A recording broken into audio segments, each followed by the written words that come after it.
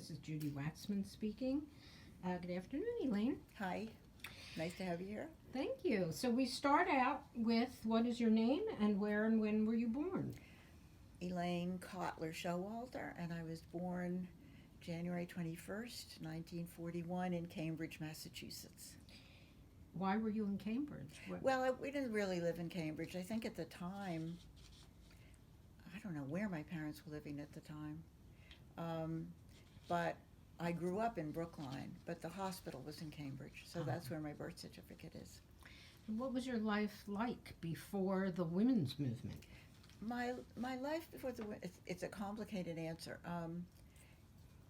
It was a sort of more or less middle-class Jewish family, and nothing very much to say about it, except that in my teens, things began to get very difficult with my parents.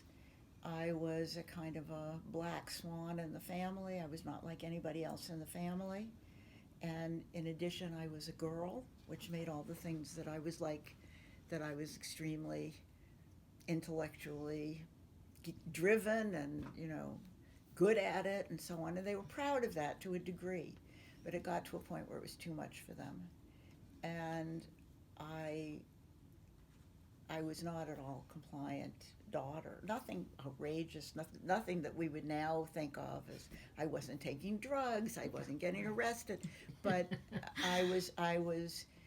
we did live near Cambridge. I hung out all the time in Harvard Square. Most of my friends were college students when I was in high school, and that was fine. And once I went to college, and I went to Bryn Mawr because it was the women's college farthest away from my family. And at that point,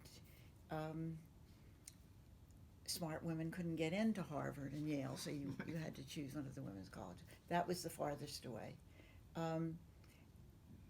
During the time that I was there, situation with my parents became more and more tense and difficult, and my senior year, I told them that I was going to marry the man that I've been married to now for going on 56 years, if you can believe that. And they were horrified. He's not Jewish. He's not anywhere near Jewish. He's not even, doesn't even have a relative somewhere in the past. He's an atheist Episcopalian from Virginia, so I'm an atheist Jew from Boston. And he went to Yale. He's a professor of French. Nothing really scandalous, but my parents just couldn't deal with it, and I insisted that I was going to go through with it, and so they disowned me. And this happened sort of at my college graduation, which was the spring of 1962. I came home for the summer. It was very difficult that summer. And then in the fall, I started graduate school. I had applied to Brandeis really to try to compromise with my parents. They really didn't want me to go to graduate school. They thought I had plenty of education and it wasn't all that good for me. It wasn't what they expected of me. And Brandeis seemed like a kind of median. I mean, they knew about Brandeis. They accepted Brandeis. They took it as a place where basically I would meet a nice Jewish boy. But by the time I went to Brandeis, I was already engaged to somebody who was not a nice Jewish boy. None of those three things. And it was very difficult. So my first year of graduate school at Brandeis was pretty much of a nightmare in many ways. It was a nightmare because very early on, I mean, I kind of moved in, and I had made a decision. I didn't want my parents to pay for it. So I had a full fellowship, and all my expenses were paid at Brandeis, but I was a dormitory counselor in a huge women's dorm. So I had my room and board and everything like that, but I was responsible for like 300 girls living in this dorm. Very early on, I think the first month must have been around the end of September, that first year, fall of 1962, my sister came out, and she had a list of all the things that my parents could remember giving me, and she wanted them back. They wanted everything back. and she collected whatever they could remember, Oh my goodness. but left me my typewriter, which was a blessing, you know. Right.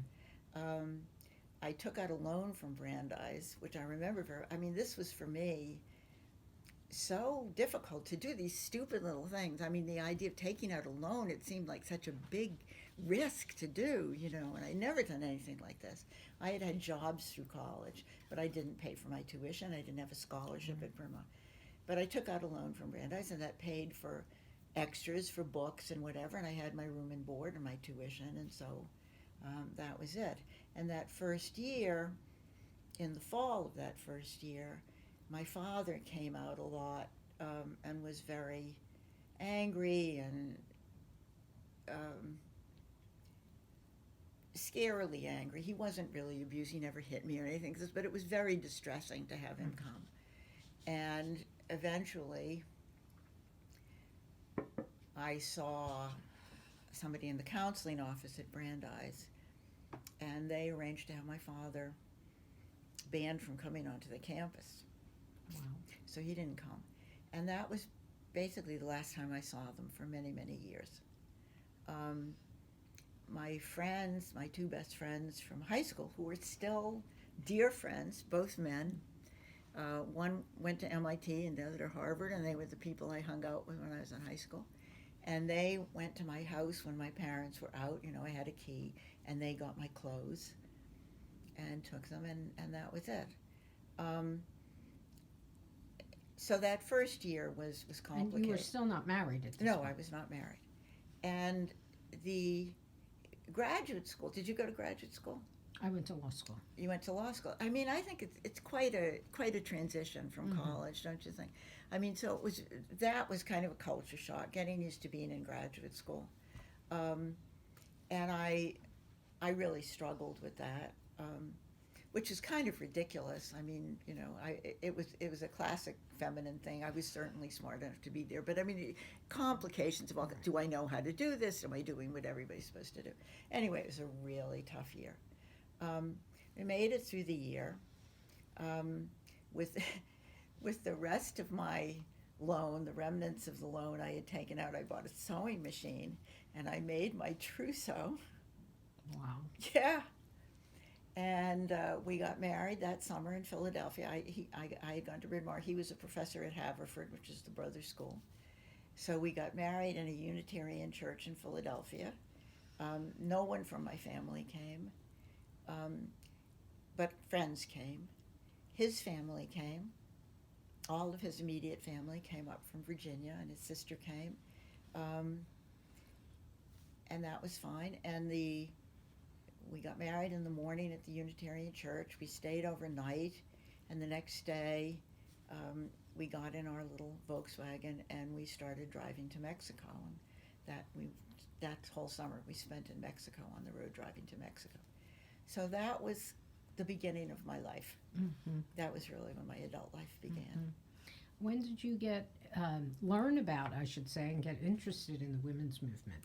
I started to get interested in the women's movement when I was at Bryn Mawr, but not because Bryn Mawr was feminist. You know, Bryn Mawr had this incredible feminist tradition, but not when I was there. I managed to get there in the kind of interregnum between the 1950s and the women's movement. Right. And it affected Bryn Mawr just like every other college, and my classmates don't agree with me about this, and they argue with me. It was the best thing that ever happened to them. But I was very, I was disappointed and frustrated with Bryn Mawr, because I thought it could have been much more feminist. I thought that it was, in many ways, an education tailored for women who were second class, even though we were the best and the brightest. Mm-hmm. I don't think that there were the options there that I would have been able to have if I had gone to Yale or Harvard or, Columbia. I had applied to Martin but didn't go there in the end. Wasn't too close to Boston. And it was not a feminist place at all. I was there from 1958 to 1962, so that was a kind of middle space. However, when I was there, I certainly was doing a lot of reading, thinking about it a lot. And right after I graduated, when I graduated, in 62, then I went to Brandeis for a year. Then we got married and went off to California. And by that time, I had really started doing a lot of reading on my own. It was very interested. And when we got out to California, when I had my first child, which was in 1963, the summer of 1963, Friedan's Feminine Mystique had come out. And my husband was reading it in the hospital while I was in the delivery room. Really? So we were, and when we were out there at University of California at Davis, in 63, for a couple of years on, was a very, very active time politically. In California, the grape workers' strike was going on, the braceros. Davis is near Sacramento. We were kind of in the Sacramento Valley and about an hour from Berkeley and San Francisco. So there was a lot going on, and the counterculture was starting up. And that was really the first time that I was in the middle of a politically active scene.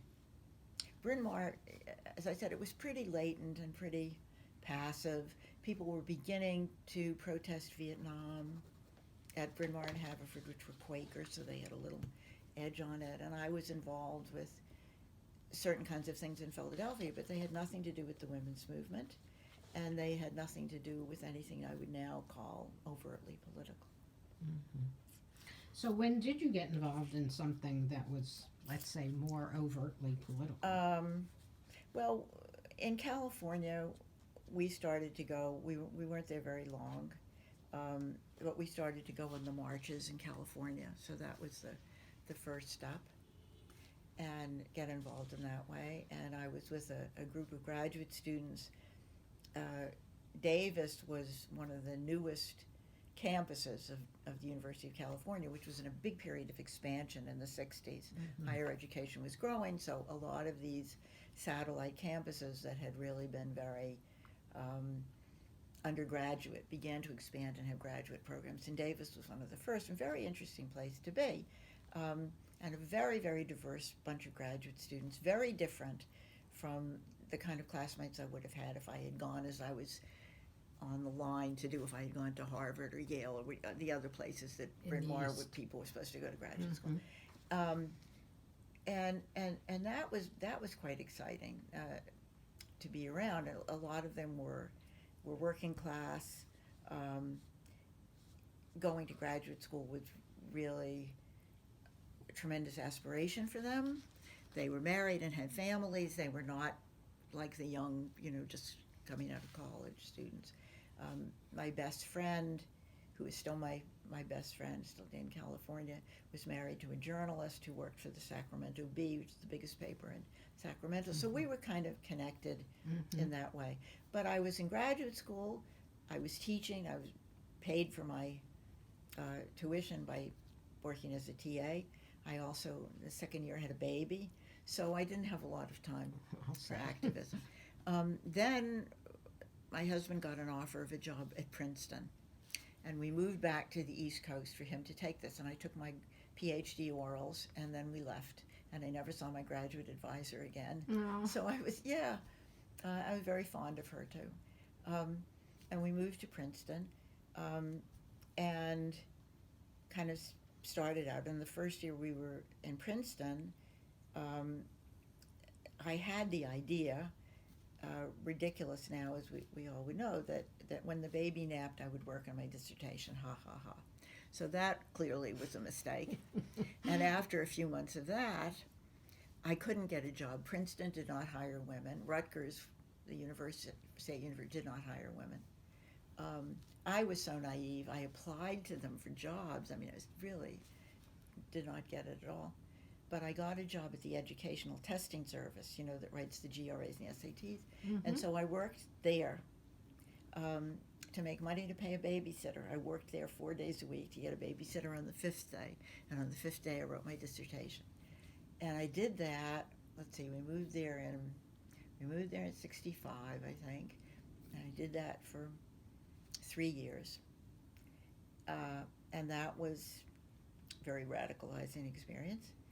Then in 1968, the summer of 1968, we went to Paris for the summer. And we were in Paris during the Événement in Paris, the uprising in Paris. And by that time, I was definitely politically radicalized, but there was no women's movement going. But while we were in Paris, we'd stopped off in London, and I had read somewhere that a good way to meet radical young people in Europe was to bring with you copies of the Berkeley Barb and sit in a cafe and read them. So we did that, and it worked like a charm. It was incredible. It's like magic, And everywhere we went, people would gravitate towards us. So in London, we met a group of wonderful young radicals from Oxford, and we said, well, we're going to go to Paris. And the Paris uprisings had started, and there was no communication with Paris. And we said, we have a big flat, and if you want, you can come and live with us if you'll help babysit. By then our daughter was 3. And they Is your said, daughter your first child? my first child, yeah. And she was 3. And he said, if you'll babysit, you can come and live with us. And yes, they jumped at it. And they were anarchists. They were serious British politicos and remained so, very far left. So they came and lived with us, and we had a sort of commune in this big, empty Parisian apartment, fabulous place on the left bank. And then other students, some of my husband's graduate students came and moved in with us because he was in the French department, so he had French students who were in Paris, and they moved in with us. And then he had been a study abroad student in France, and he had a French family. And the older children of that family came to Paris, and they moved in with us. Wow. So we had quite a group, and it was very exciting. And when I came back from that, I started to read that a women's movement had started, and there was a notice in the Princeton free paper that was handed out that a chapter of NOW was being organized. The first meeting would be in the local Unitarian church, and I went to that. So this was now 68 or 69? This was, I think it must have been 69. I've written about it. I think it must have been 69. That's okay. Yeah. It's close enough. And so I went, and it was, it was just great. I mean, I went with great anxiety. I had no idea what it was going to be like, who the other people would be, but I went. And this is very classical. When I wrote a biography of Julia Ward Howe, and one of the things that I love about Julia Ward Howe is that after the Civil War, she got involved in the women's suffrage movement in Boston, and virtually 100 years before I went to the NOW meeting in Princeton, she went to her first suffrage meeting in Boston with exactly the same feelings. It was in the Unitarian Church in Boston. She was so nervous, she went with what she describes as her rain garment. She had her trench coat on and snuck in, and the minute she got there realized these were her sisters, this was it. And it is exactly the same experience. So that chapter was at that point the only NOW chapter in New Jersey, and it had 16 women in it. And incredibly active, wonderful chapter of women. I think I was in it for about 6 months, and then I became the president of it. Oh my God. Me too. You too. Where were you? In Montgomery County, Maryland. Oh my but gosh. Took no time. I was president. Yeah. Chapter. Well, of course. This is what we were looking for, right? Absolutely. A chapter of women to be the president of. No, it was wonderful. And it was, of course, I'm sure you had the same experience. You do everything. You're writing the newsletter and running it off on the, it wasn't even Xerox. What was it? The mimeograph. We're running it and stapling it and distributing it. We did everything. It was a fabulous group. It was so thrilling to be part of it. What were the issues? Hmm? The issues Well, were concerned about. first of all, of the 16, I think there were 3 women who were graduate students at Princeton. Princeton did not hire any women, so there were no women faculty. But there were 3 graduate students. we had, I don't know if we even had a lawyer. We had a diverse group of women, all of whom had some kind of job and whatever. But there was so much to do. There was a strike at the Ford factory. We were on the picket line for the Ford factory up in northern New Jersey. We filed a class action suit against Princeton University. We started a daycare center at Princeton, which is still running and which had its 50th anniversary this fall. Oh, wow. And I was interviewed for it. I was one of the founders, and our son was in the first class. And it was fabulous because they are still friends. It's like they were in a kibbutz, the kids that were in that first daycare center. Oh. Absolutely wonderful. But we did that. We didn't all do it together. There was 16 of us. We split into groups. There would be 2 or 3, but we would double up into little things. A group wrote a pamphlet on children's literature and had it published. And it had a lot of impact. It was about the representation of girls in children's, which was called Dick and Jane, something very successful. The daycare center, we prevailed on Princeton to fund it and to give us space because Princeton faculty and graduate students had the first call. And it was fantastic facility. As I said, it's still running. After the first year that we had been going, we decided to celebrate. We had an anniversary. We'd been going for a year. And we decided to celebrate by having a drink in the bar at the Nassau Inn, which is the big hotel in the middle of Princeton, which of course was closed to women. This was a men's bar. Right. And it was called, all of it is so funny to look. We thought it was funny then. It was called the Yankee Doodle Tap Room. Okay. Yes. And we liberated the Yankee Doodle Tap Room. So we went and had our first year anniversary in the Yankee Doodle Tap Room, and the press came and covered it. And I was very pregnant at the time. I got a lot of publicity, so that happened. And I stayed president through that year up until I think about 2 weeks before I had my second child. I stayed president. And that summer, which was a year and a half, we had the first statewide women's conference and held it at Princeton. And the goal of that conference was to get women in state government, of which there were about 3, to run for the House of Representatives, and one of them did. Wow. So, yeah. That was a major success. Yeah, major also. thing. And to get them, all the stuff, the usual stuff, abortion, education, the usual stuff. And I remember that conference, we had it in one of the undergraduate colleges at Princeton, and the guy who was the master of the college was a very good friend, and my husband was a professor there. He was a very good friend, and he would, made it easy for us. The students had gone to have that space. And various people came and talked, and the people from National Now came and talked. Karen DeCrow, who was the national president of Now, came down.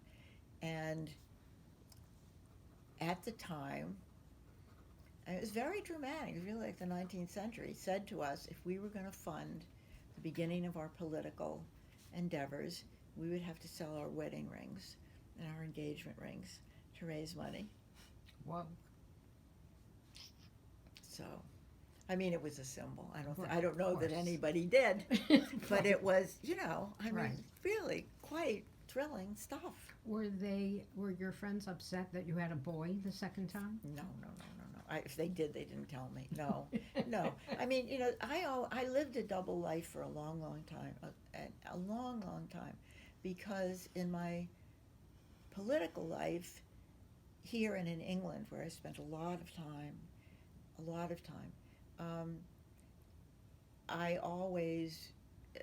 my friends were always on the left, and in England on the communists. I had never met a communist till we went to live in London. Never. That I should be going to, I from Brookline, Massachusetts, should be hanging out with a communist or that. Very, very far left. I am very middle class, conventional, married person, been married the same man for 56 years, you know. So then I had this other life, and I felt quite guilty about that. But there it was, and I'm straight, and Right. whatever. But there it was. Nothing I could do about it. So that was kind of the thing. Now, your feminist ideas did stick with you through your professional life. Yeah, right? I mean the thing after at that point, let's see, this gets me up to about 1970 or so, and at that point I had managed to get a job, an academic job, teaching at Douglas College, which was the Women's College of Rutgers, and I started out as a part-time lecturer, and then gradually became an assistant professor. Got my PhD in 1970. And it was just an incredible piece of good fortune, and I was blessed to be in the right places at the right time. It was a moment where women's colleges around the United States were disappearing, and if they stayed, they were being absorbed by the men's universities. And there was a great movement for Douglas College to be absorbed into Rutgers University. Now, the English departments in all the colleges, I assume, and I certainly know this about Douglas, was treated not even second class, third class, fourth class, barely allowed to teach in the graduate program, condescended to and patronized by the men who ran the main programs and so on. So that if we had done it, if we had agreed to merge, my colleagues in the English department at Douglas would have totally lost status. We were, big fish in a small pond at Douglas. If we had merged with the university at that point, we'd have lost all our seniority. On the other hand, there was a strong feeling within the university that women's colleges had no role to play. They were done, they should move on. And I was in the women's movement at that point, and there was another feminist on the faculty in the sociology department. And we got together and decided that it was the moment to propose that Douglas should stay a women's college but become a feminist college, an explicitly feminist college, and what would that mean? And we asked Kate Millett, who I got to know in the women's movement in New York, if she would come down and hang out with the Douglas faculty and persuade them of this. Kate Millett had just written a pamphlet, name of which I forget for the moment, about women's higher education, saying that it was a total con, that women were being tricked into believing that they had equal education. These classy women's colleges, they were really second rate. They didn't have the resources. They didn't have the opportunities. They didn't have the clout. It was quite a radical and incendiary thing. We shared this with my colleagues, who were just shocked and horrified. And but it did have resonance with them. Oh my God, yeah. Yes. And in the end, the Douglas faculty voted to stay at women's colleges and to become an explicitly feminist college and to try it for 5 years. Whoa. So I became the head of that with my other friend, Mary Howard. And we got Douglas to start a women's, to start a daycare center within the college. We started a women's studies program. We were one of the first, I think, technically 17 women's studies. There weren't even a program, women's studies courses in the United States. To set up a special office for a job office, a serious job office, for a whole bunch of this kind of stuff. So we imposed a whole feminist agenda on Douglas. And a lot of people who just, including the men on the faculty, who really had no deep commitment to feminism, but it was in their interest to do it, and they knew it. Mm-hmm. And actually, it had quite a lot of glamour and pizzazz, and everybody loved Kate Millett, who was quite a powerhouse. So it happened. And at that moment, in the early 1970s, it was in the 1970s, because sexual politics, when we did this, sexual politics had not been published. And in the middle of the discussion, sexual politics came out, and Kate Millett was on the cover of Time magazine. It was a big deal, and they all said, God, this is this is really a thing. Right. So it was quite a big thing. And at that point, I decided that the best use of my energy was going to be in higher education. So I did other political things, particularly in London. But in the U.S., in terms of the women's movement, most of my activism from then on was in women's studies and higher education and stuff in the university. Mm-hmm. But your, I don't know how to describe it exactly, but your books about criticism and looking at things from a female point of Yeah. view grew out of that. Why don't you Yeah. just give a little Feminist summary, if criticism. you can, Well, of where you evolved to? I had written my dissertation when I was at Davis. I wrote my dissertation on Victorian women writers, and it was called The Double Standard. And the argument of the dissertation was that here were women writers, great generation, George Eliot, the Brontes, Elizabeth Gaskell, and so on. But if you looked at the reviews that came out at the time, unbelievably condescending. Most of them wrote under male pseudonyms. When the male pseudonyms when they were outed as women, the critics went back and reviewed the books again and said, now we see, actually, now that we know this is a woman, this is not such a good book. So on. So that was what my They downgraded. They downgraded. So that was my dissertation in college. And that's how I got started. And the year that the summer that we were in Paris, I was very radicalized in Paris. I mean, the French, the whole student, it pretty much was defeated and collapsed by the time we were there, but we had these radical students living with us. And it was a real uprising. I mean, it was really a city in siege when we were there, and I was very, very taken by that. So I came back and I thought, well, I'm going to rewrite my dissertation in a very different way, and I did, and that was my first book. It was called The Literature of Their Own. And it was definitely a work of feminist criticism. It was a rereading of British women's literature in the 19th and early 20th century from a feminist perspective. And I never said this, and nobody ever noticed, but it was a point of honor to me that I would not quote a single male critic in the book. So that's my own secret. Nobody ever noticed. And the book came out and was published by Princeton University Press. I didn't work there at the time. My husband did, but it was published by Princeton University Press. And that gave it real legitimacy in the eyes of the establishment. And it got, certainly to my astonishment, extremely good reviews. I mean, it was really very... What year again was this? It came out in 77, I think. Okay. 77. And it was really successful book, and it really created a big change. And I was put on all kinds of committees, national committees, in the Modern Language Association, which is the big organization of faculty in languages and literatures, and had about 30,000 members, quite a strong group, and began to organize. And so I did a lot there. I was on all kinds of committees. If you look down my boring CV, I was in all kinds of committees there and got on all kinds of stuff, and did a lot of speaking around the country on what it would mean to serious education of women in higher education. And that was what I was working on. And in my own writing, various other versions of this.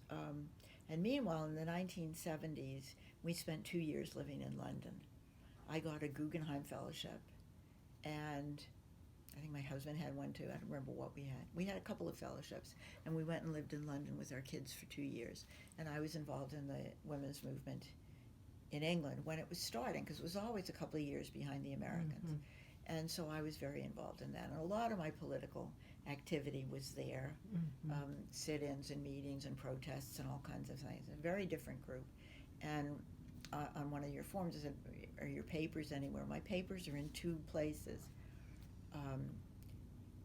Half of my papers are in London at something called the Women's Library, which is housed at the London School of Economics.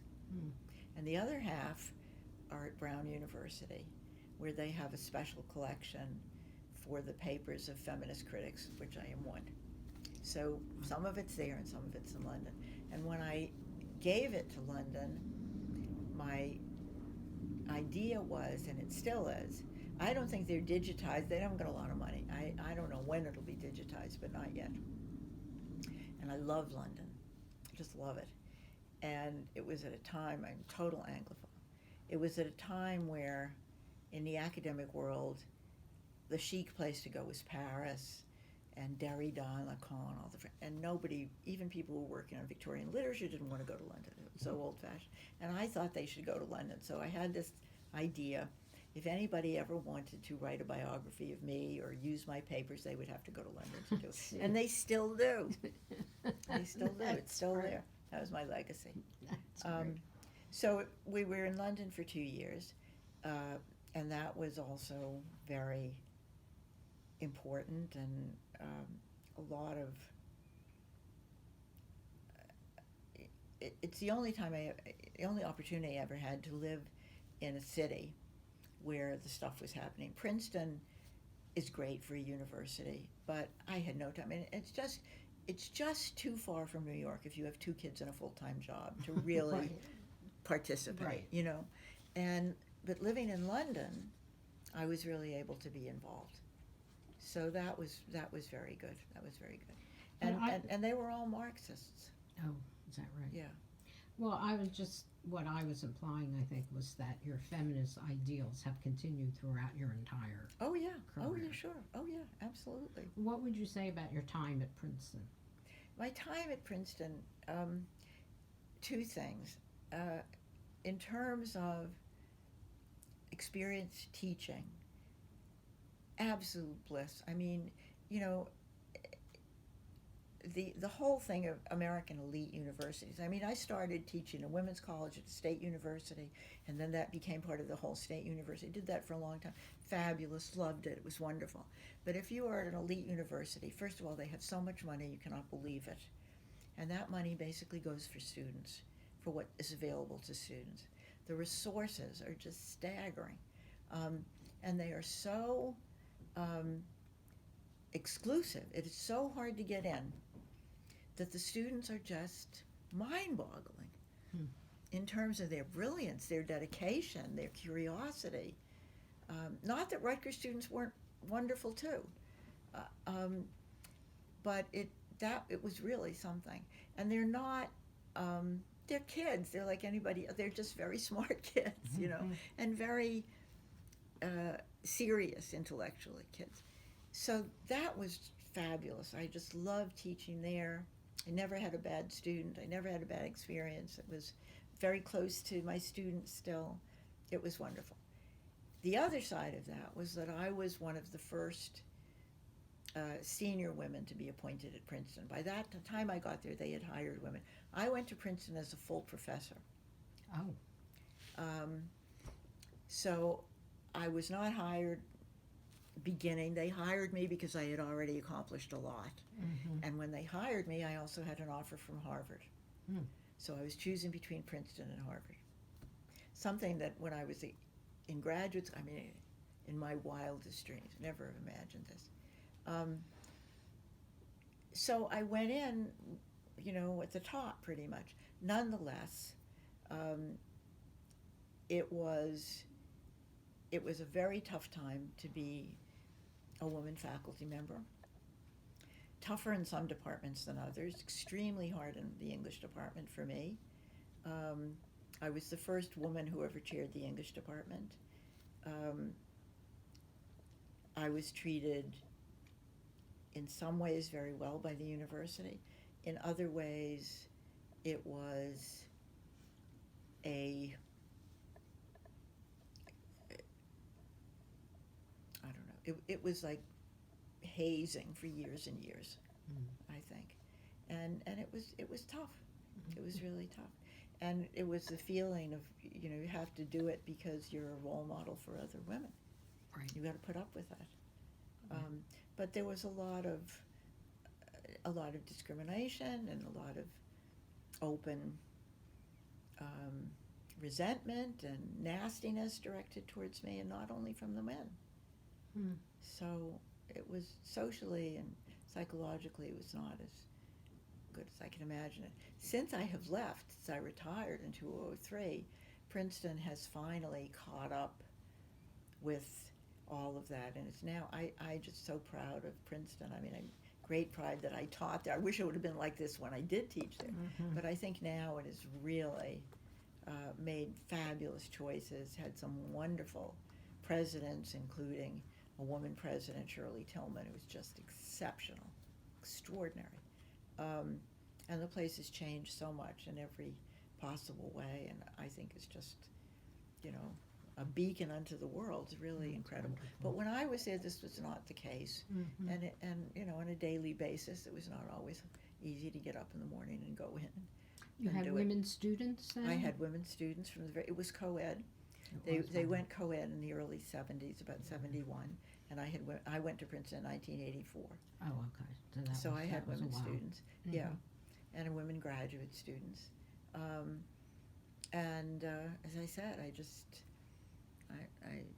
I thought they were absolutely tremendous and wonderful. It was it was great in that way. And I know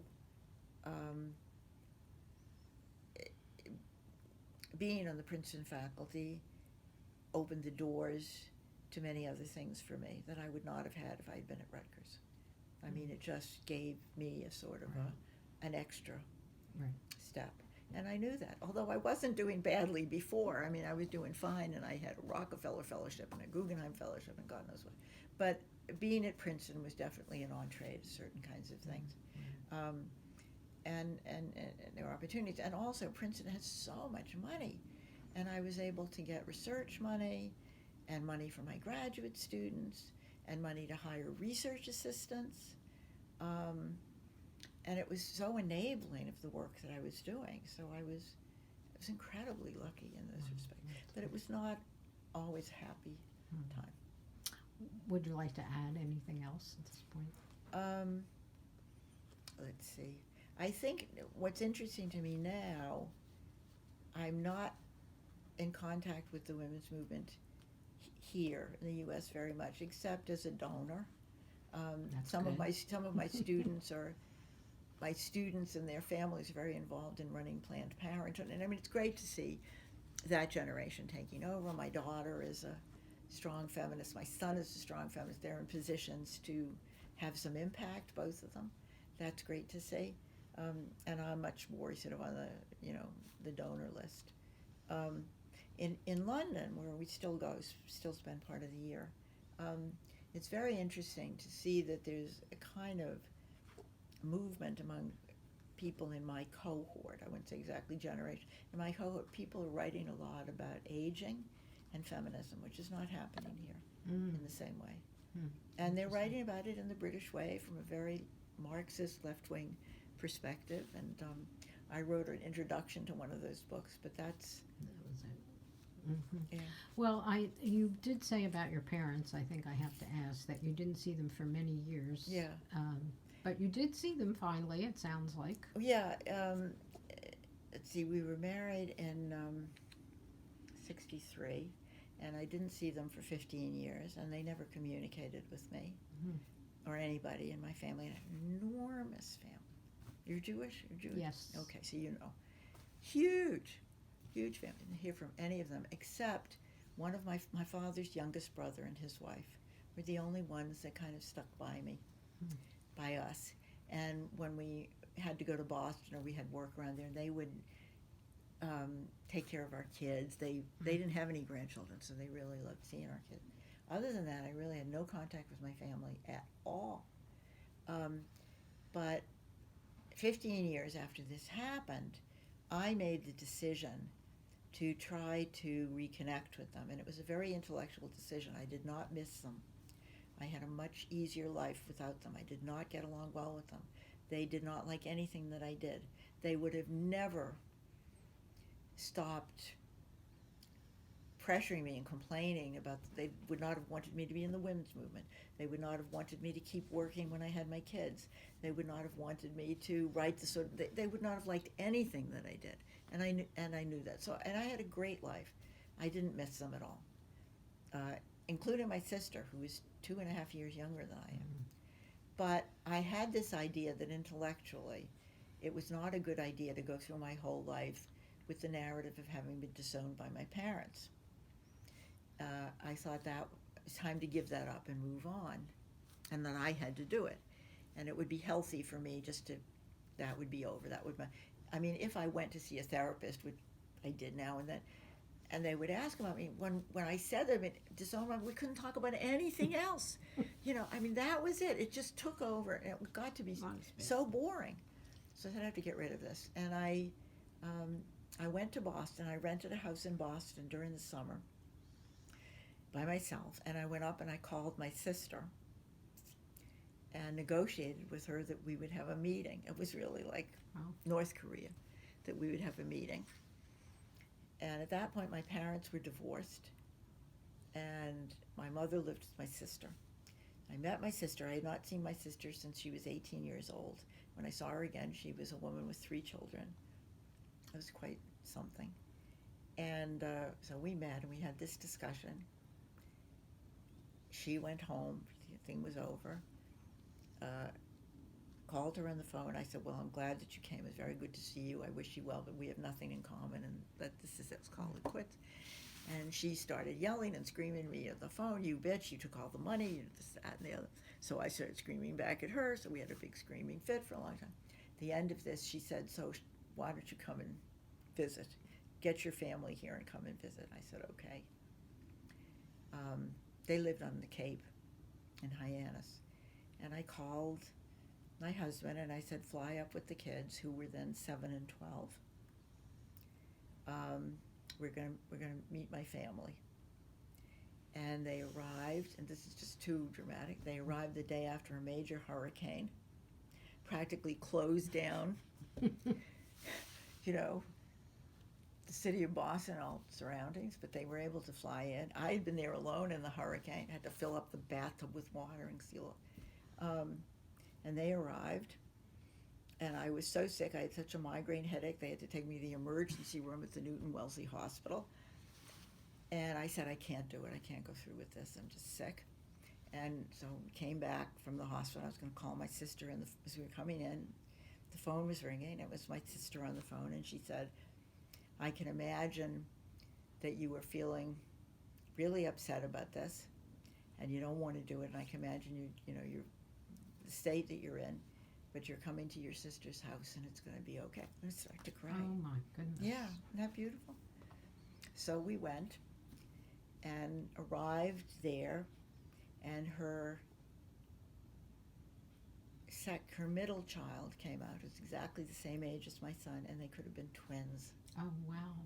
Yeah, it was really quite emotional. So we had this amazing reunion, and I didn't know this was going to happen. She had invited all of my relatives on my mother's side, not my father's side, because they were divorced. My parents were divorced at that point, but the relatives on my mother's side were there, who did not like me, but they came. And so it was pretty dramatic. Now, the aftermath of that's a beautiful story and a lovely place to end, but of course it doesn't end there. What ends is that my sister's husband left her and the 3 children not soon after. We took over much of the support of them, plus my mother. Your mother was at that event. She was, yeah, and my mother was then living with my sister. Nice.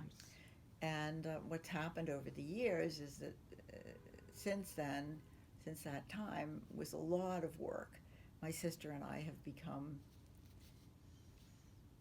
pretty close. Mm-hmm. It was too late for me and my mother. Mm-hmm. I mean, it was fine. We got on well. I supported her financially till she died, and I think they needed that a lot. And I think I did my best, and I think they appreciated it. But it was too late for any real. And your dad? Really. My father by then had died. Oh, yeah. I see. So, but I never really, we never really made it up with the rest of the family. Well, it still is a nice ending, I think. Yeah, it is, I think. I think it's a pretty good ending. Yeah.